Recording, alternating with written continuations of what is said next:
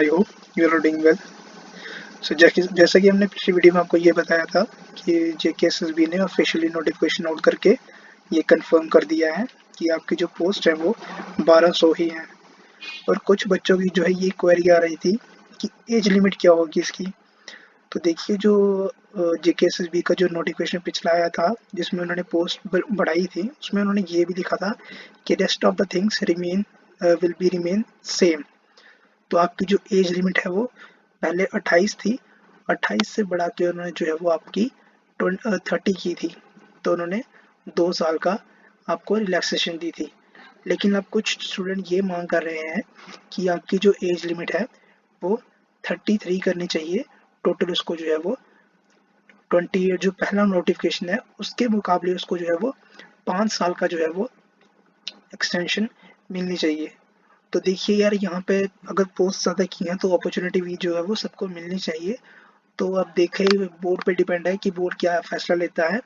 बाकी हमारी तरफ से तो आपको यही है कि आप अपनी तैयारी जो है वो जो स्टूडेंट 30 से अबव हैं वो अपनी तैयारी पूरी रखिए। क्या पता आपको जो है वो मौका मिल सकता है, क्योंकि अभी अभी जो है वो आपके पूरे चांस बने हुए हैं।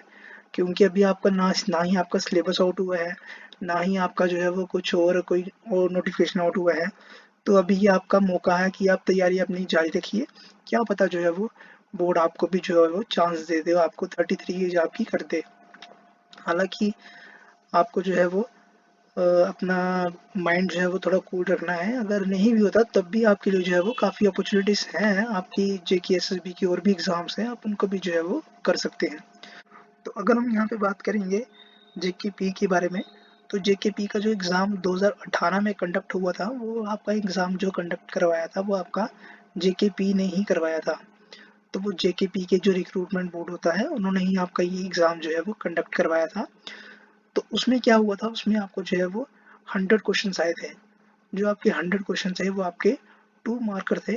और 2 मार्कर में जो आपको वो है जो 200 मार्क्स का जो आपको पेपर बना था। तो ये तो आ गई जेकेपी की बात, जो जेकेपी ने कंडक्ट कराया था 2018 में। लेकिन आपको जो है वो जेकेएसएसबी का आपको पता है रवैया। जेकेएसएसबी क्या करता है, जेकेएसएसबी जो एग्जाम कंडक्ट करवाता है उसमें वो है वो 120 क्वेश्चन जो है वो रखता है। और जो उसके 120 क्वेश्चन होते हैं वो उसके 1 मार्कर होते हैं। तो या अगर ऐसा रहा तो आपके जो है वो 120 क्वेश्चन होंगे और वो 120 नंबर के होंगे।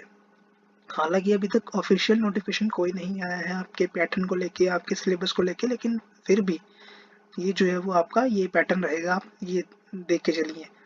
तो अब आ गया सिलेबस की बारी की सिलेबस में क्या होगा। तो देखिए सिलेबस में आपको जो है वो यहाँ पे 10 टॉपिक मैंने यहाँ पे आपको यहाँ पे दिए हैं। तो ये 10 टॉपिक जिसमें आपको ये स्टार देखा हुआ लग रहा है, ये टॉपिक आपको जो है वो पहले करना है। तो ये मैं आपको बता दूं, ये मैंने यहाँ पे फाइनेंस जो फाइनेंस की तैयारी कर रहे हैं, फाइनेंस डिपार्टमेंट में जो सब इंस्पेक्टर के एग्जाम होने हैं 20 तारीख को, जो उस पेपर की तैयारी कर रहे हैं उनके लिए जो है ये प्लस पॉइंट होगा। क्योंकि फाइनेंस सब इंस्पेक्टर के लिए प्लस पॉइंट कैसे होगा, अगर ये एग्जाम जेकेएसएसबी कंडक्ट करवा रहा है तो सिलेबस जो है वो सेम ही रखेगा। उसमें कुछ चीज़ें जो है वो ऐड ऑन होंगी। वो चीज़ें क्या ऐड ऑन होंगी, एक तो आपकी जो है वो पॉलिटी यहाँ पे ऐड होगी, और दूसरी आपकी जो ये सेक्शन है मेडिवल हिस्ट्री, एंशियंट हिस्ट्री और आर्ट एंड कल्चर, ये आपको यहाँ पे जो है वो ऐड होगा। बाकी आपका जो सिलेबस है वो आपका सिलेबस सेम टू सेम ही रहेगा। और आपको एक चीज़ ये करनी है, जब आप पॉलिटी करेंगे तो पॉलिटी पे आपको जो जे एंड के की पॉलिटी है, जे एंड के की पॉलिटी है उसको भी आपको जो है वो देखना है।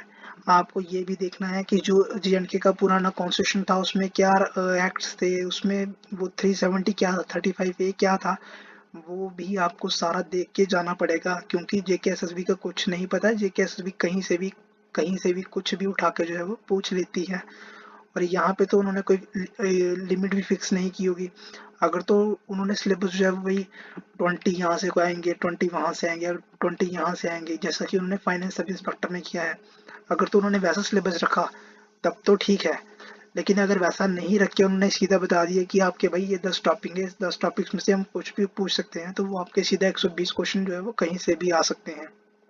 तो आपको जो जेकेपी की तैयारी कर रहे हैं सिर्फ, और जो सब इंस्पेक्टर फाइनेंस डिपार्टमेंट जो फाइनेंस की तैयारी नहीं कर रहे हैं, जो सिर्फ जेकेपी की तैयारी कर रहे हैं, उनको यहाँ पे क्या करना है, उनको सबसे पहले यहाँ पे आपकी polity section, history section, economy section, geography section, उनको पहले ये करनी है। और साथ साथ में आपका करंट अफेयर्स, उनको पहले ये जो 4-5 चीज़ें हैं उनको पहले ये कंप्लीट करनी है। उसके बाद उनको जो है वो जम्मू कश्मीर पे आना है। और फिर उसके बाद जो ये सेक्शंस हैं, general science, computers, general English और मेंटल एबिलिटी, उसके बाद इन पे आना है। पहले आपको जो ये history, polity, current affair, geography, economy, पहले आपको ये करना है। और जो बच्चे अपना फाइनेंस का एग्ज़ाम दे रहे हैं, फाइनेंस सब इंस्पेक्टर का, उनके लिए तो वही है कि उन्होंने अगर फाइनेंस सब इंस्पेक्टर के लिए अपना तैयारी रखी है, तो वो अब जो थोड़ा है जब उस उनका थोड़ा टाइम टाइम निकाल के 1-1.5 घंटा निकाल के वो थोड़ा इंडियन टॉपिक को, जैसे पॉलिटी हो गया, हिस्ट्री हो गया और ज्योग्राफी हो गया, वो थोड़ा उस पे भी थोड़ा जो है वो ध्यान दें। और यहाँ पे जब आप इकोनॉमी पढ़ेंगे तो इकोनॉमी जो है वो आपको थोड़ा थोड़ा सा डिटेल में जो है वो आपको पढ़ना पड़ेगा कि एक्ट्स क्या होते हैं, आर्टिकल्स क्या होते हैं, उनको ये भी थोड़ा देखना पड़ेगा। तो वो पॉलिटी और इकोनॉमी को जो है वो मिक्स करके भी जो है वो पढ़ सकते हैं। जैसे कि आपका आर्टिकल 112 के अंदर जो है वो आपको आपका बजट पेश होता है, वो तो हालांकि वो तो आप वहाँ पे ही पढ़ेंगे, लेकिन यहाँ पे भी जो है वो आपको थोड़ा बहुत पढ़ना पड़ेगा। एज लिमिट के बारे में आपका सिलेबस हो गया, आपका एग्ज़ाम पैटर्न क्या हो गया, आपका जो पुराना एग्ज़ाम था। तो हाँ, अब ये एक और चीज़ लोग पूछ रहे थे कि जो आप वीडियो लेक्चर्स अपलोड करेंगे, वो कैसे होंगे? तो देखिए, जो आपके वीडियो लेक्चर्स जो अपलोड होंगे, वो आपके जो है वो एमसीक्यूज़ फॉर्मेट में होंगे। अब यहाँ पे एमसीक्यूज़ फॉर्मेट में कैसे होंगे? देखो, वीडियो लेक्चर्स जो हैं वो 2 तरीके से होते हैं। एक तो आपका जो है वो कंसेप्चुअल, जिसमें हम कॉन्सेप्ट होते हैं, दूसरा आपका जो है वो एमसीक्यूज़ टाइप होते हैं। तो देखो यार, अगर कॉन्सेप्ट्स में अगर हम आपको समझाने जाएँगे इस टाइम पे, तो क्या होगा, उसमें हमारा एफर्ट भी लगेगा और आपका एफर्ट भी लगेगा। हमारा एफर्ट कैसे लगेगा? पहले हम जो है वो आपको सिर्फ़ कॉन्सेप्ट समझाएँगे, फिर जब आप हम कॉन्सेप्ट समझाएँगे, फिर उसके अलावा आपको जो है वो फिर से आपको जो है वो क्वेश्चंस तो करने पड़ेंगे खुद से ही। तो इससे अच्छा क्या करेंगे हम आपको सीधा-सीधा जो है वो आपको एमसीक्यूज़ करवाएँगे। और एमसीक्यूज़ के तरीके से ही जो है वो आप अपना एमसीक्यू से क्या होता है कि एमसीक्यू से लोगों को जो है वो याद रहता है कि अच्छा, ये चीज़ मैंने यहाँ पढ़ी थी और ये चीज़ ऐसे है। तो एमसीक्यूज़ में क्या होता है कि एमसीक्यूज़ में आपको कुछ जो आपके क्वेश्चंस हैं वो आपके दिमाग में रह जाते हैं। कॉन्सेप्ट से क्या होता है कि आप कॉन्सेप्ट तो पढ़ लेंगे, कॉन्सेप्ट तो आप कहीं से भी पढ़ लेंगे, यूट्यूब पे ढेर लगा हुआ है कॉन्सेप्ट्स का।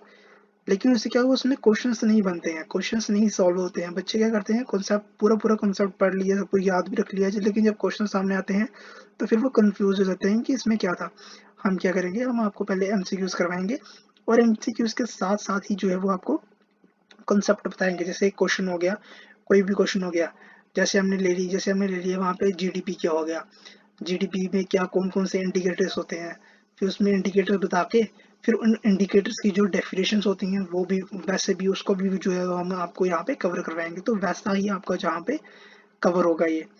तो इसके लिए जो है वो आपको ज़्यादा आपका टाइम वेस्ट नहीं होगा। हम जितना सिलेबस है उसी सिलेबस के हिसाब से पर्टिकुलर टॉपिक पे जो आपका पर्टिकुलर एक सब्जेक्ट होगा उसमें कोई 15 से 20 वीडियोस होगी और 15 से 20 वीडियोस में ही आपका जो पूरा का पूरा सब्जेक्ट है वो कवर अप हो जाएगा। उसके लिए आपको कहीं जाने की ज़रूरत नहीं है। तो अगर आपकी कोई और भी क्वेरीज है तो आप अपने नीचे कमेंट बॉक्स में लिख दीजिए, तो उसमें भी जो है हम आपको फर्दर रिप्लाई दे देंगे। तो आज के लिए बस इतना ही रखते हैं। Have a nice day. Thank you.